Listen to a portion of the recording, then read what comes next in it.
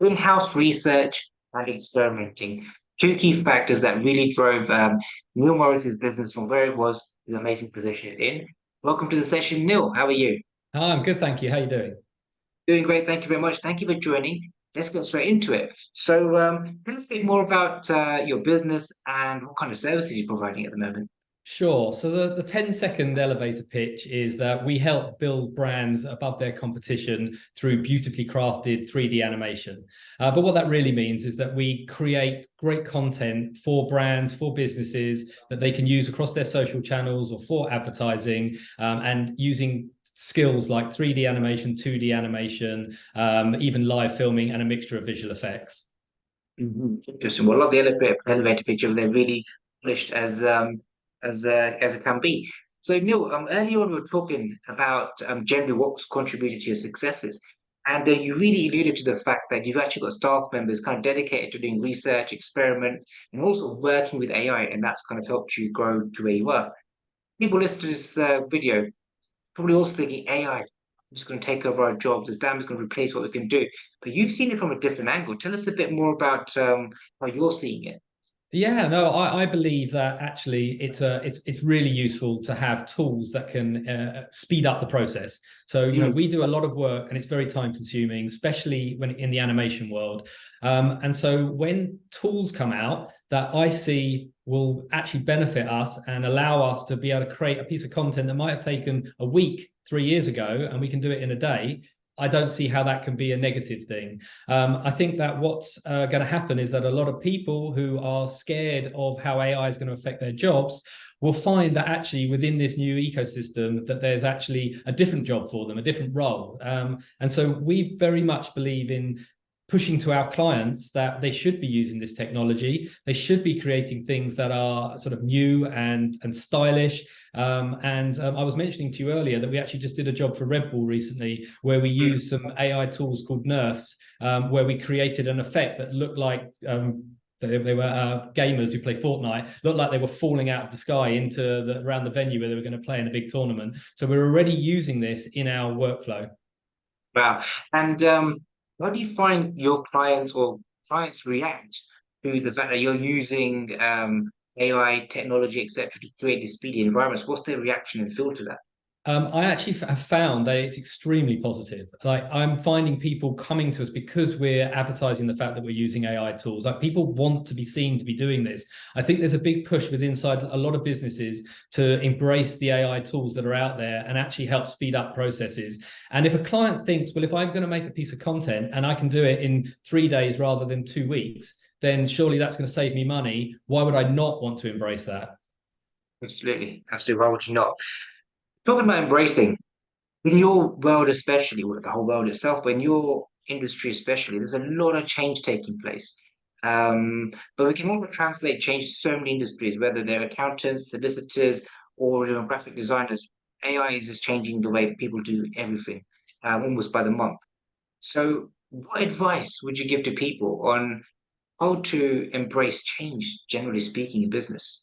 Well, I think it's any technology. It's not just AI. I think when new technologies come out, that companies, if they stand still and they don't embrace them, they get left behind. A bit like Blockbuster against Netflix back in the day. So I think that it's really important that you sort of like take the time to actually understand what these things do and how they can benefit your business.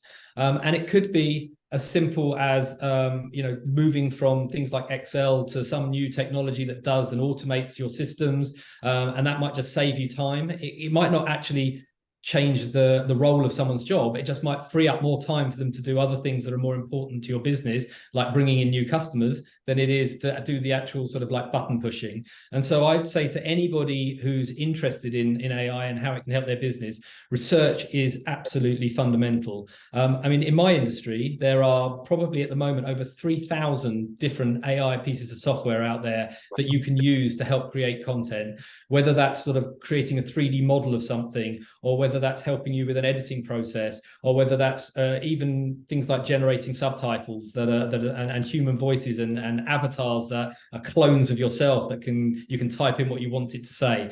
These things all have to be researched. You can't just go and use them and start making things and speeding the process without doing your due diligence, because there's multiple companies doing similar things. You've got to work out what's the best for your business. And then you've got to actually have the skills to use them.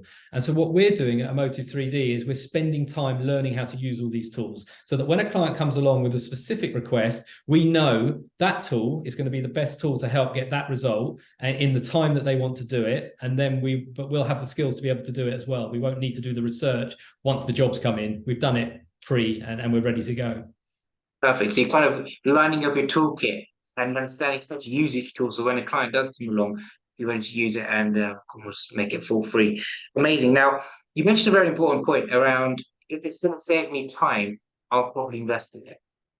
Now, traditional kind of thinking would be in business that, hey, look, if it's going to make me money, I'm going to invest in it. For example, this marketing strategy here, if I put in 5 grand, it's going to give me 20 grand back. It's going to go and put money in. What we just said is a different take on it, that if it's going to save me time, I'm going to go and invest money in it. Talk to us about the importance of saving and creating time in business, and does it actually work? Where if you save time because if you've got an efficient tool, you can then go and use that time somewhere else. I mean, what's working for you, and how are you making that notion work well for you? Yeah, I mean, absolutely. And it's essential in our industry, because we are charging out our time. That is how we make money. So if a client comes along and says, right, I want to make a digital advert, and they give us their concept and we sort of work out a storyboard and we get ready to go, the process then of doing the animation for it, whether it's 3D, whether it's 2D, whether it's using AI, will have a time limit set to it and a person or people working on that project. So if my client knows that I can do that with one person, because he's going to be using this tool rather than 3 people over that course of that week, that's going to be 3 times less in terms of how much it's going to cost them to do it. So absolutely, we charge day rates for people. We bring in a lot of our model is bringing in the best of the industry to come and work on our projects. So they don't all work for Emotive 3D, but we know who the really good guys are, because there's a lot of people in the 3D world that can use the technology, can use the 3D software, computers, but the quality of what they put out is not good enough. And we've spent years sort of working out who the really good ones are and who the ones that we wouldn't work with are, so that when we have those jobs, and they can be very specific, like recently we had a job which required liquid animation. We know a guy who's brilliant at doing liquid animation. And so we would bring him in on that job. And that's one of the reasons that clients use us. But again, his time is going to be, every day that he's working with us, we're going to be paying him a certain amount of money. So if he's got a tool that's going to help speed up that process of doing his liquid animation, that's going to mean we won't need him for as many days, which means the client won't get charged as many days. And that's sort of how it works. Brilliant. So it's kind of helping you stay ahead of competition by minimizing your costs. Doing a 10-day job in 3 days, kind of say passing on the savings to your customer.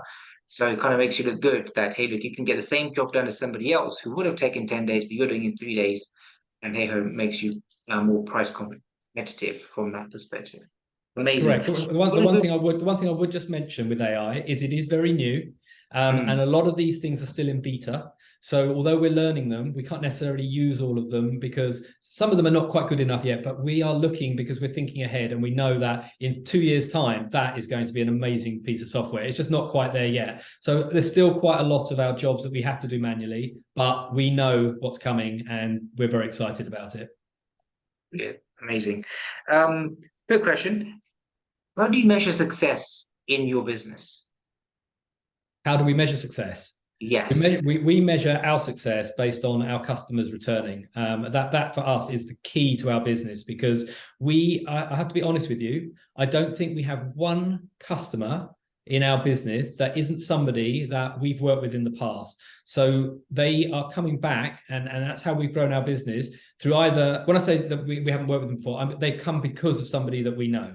So we've worked with somebody, we've done a job for them, they then recommended us to somebody else. So that word of mouth has brought in the next customer, and then they come back, and so the business grows because we're getting more and more clients, and they're coming back because they like working with us. The quality of the work's very high, so it's really important. So that's how we measure our success: the returning customer and the recommendations. We haven't spent a single penny on marketing for our business. We will do. We just have been so busy we haven't had time to do that yet. But that's on the list. But yeah, for the time being, that's how we're measuring it. We just keep getting the clients coming back and back and back. Brilliant. I mean, that's probably the best form of marketing, all things aside. Referral-based marketing where the customers keep coming back to you because they're happy with your service. It's quite ironic being a marketing-based company. You're not doing any marketing because your reputation is bringing it all in for you. Sounds amazing. Well, so it's focus now to look ahead. Clearly, one of the challenges right now is for you, like we said, researching these tools, testing them out, having them in your toolkit, so when the right customer comes on, you can use it. But getting the macro world, looking at the micro world, your own business, the day-to-day, what would you say for a business of your level, the key challenges are that you need to look out for the next 2 to 3 years? Well, I mean, the key challenges for any small business is having regular business. I mean, that is the key. And you know, I've had periods in the past. You know, you were saying at the beginning of this interview that 5 years I've been sort of running a business on my own, and you do have dips, you have troughs and dips, and it's how you manage the dips. And I think there's a couple of things that I've learned along the way that have been really important, and that for anybody starting out in a new business, setting up their own business, the two pitfalls that you need to watch, and I'd say they're both around cash flow. I think there's the element of being very, very on top of your finances all the time, because what can happen is you can get to the end of a year and suddenly realize you don't have enough money saved for your tax bill. I mean, it's such a simple thing to think about, but sometimes you just lose track of it if you're not 100% on top. And I think that's really important. I learned that about 5 years ago, that you know, if you're not totally on top of everything, then the finances can get away with you. So I think that's really important for anybody starting up. Make sure you always putting some aside that's going to go towards your end of year tax bill, because a lot of people come from the way I did, which was coming from a job, full-time job, where your tax is paid as you go along. You don't think about that element, and then you're running your business. You know, you've got to pay your VAT bills, and then suddenly you get hit by this massive, great big bill at the end of the year. So that's the first. That's one thing. And then, you know, the whole idea of sort of making sure that when you have a drier period, that you've got, you know, the money in the bank to keep you going. So you want to build up that buffer. Don't take things out that you don't need. Literally take out the minimum that you need at the beginning whilst you're building your business, so that you don't get to a situation where if you do hit a period where the business dries for a month or 2 months, that you're suddenly panicking and you're like, oh my God, what we're going to do? You just gotta make sure you're on top of it all. And I think those were two lessons that I learned fairly early on in setting up a business, that now, you know, we're in a very good place. We have a nice buffer in our bank that if we did happen to go through a couple of months with Emotive 3D without much work, it's not going to be an issue for us. We'll still be able to pay our staff.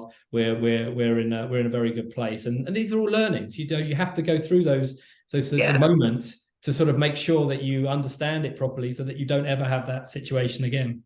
Yeah, like we were talking earlier on, that some of these things that we learn in business are obvious things we learn, but you only really get it when you've experienced it. And most business owners that end up being successful experience the rough with the smooth as they go along, isn't it?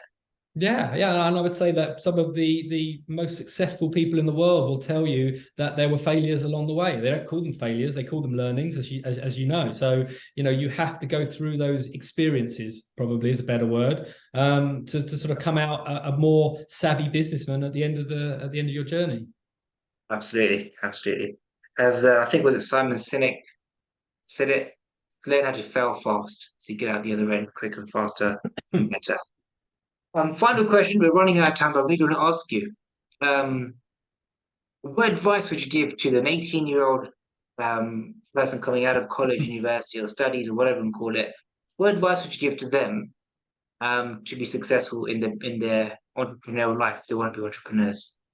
I would say that go with your dream. Go for what it is that you want. I think it's really important. I've loved doing what I do. You don't want to set up a business because you saw a video on TikTok that told you this is your next business and you should do this. Do something you have a passion for and that you're really interested in, and learn from people. Go and spend time with people, even if it's not for money, even if it's just doing some sort of free work or shadowing.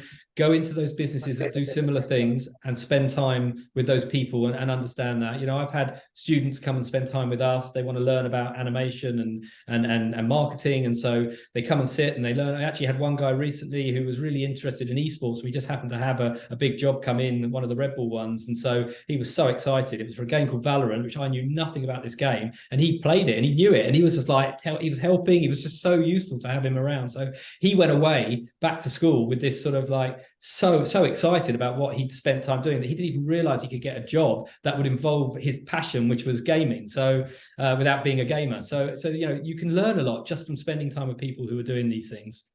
Exactly. And likewise, I think myself included, and everyone that's listening to this, we learn a lot along the way as well. Neil, you've been absolutely amazing. Thank you very much for your time. And hope to see you again soon. Yeah, thank you very, very much. Pleasure. Thank you.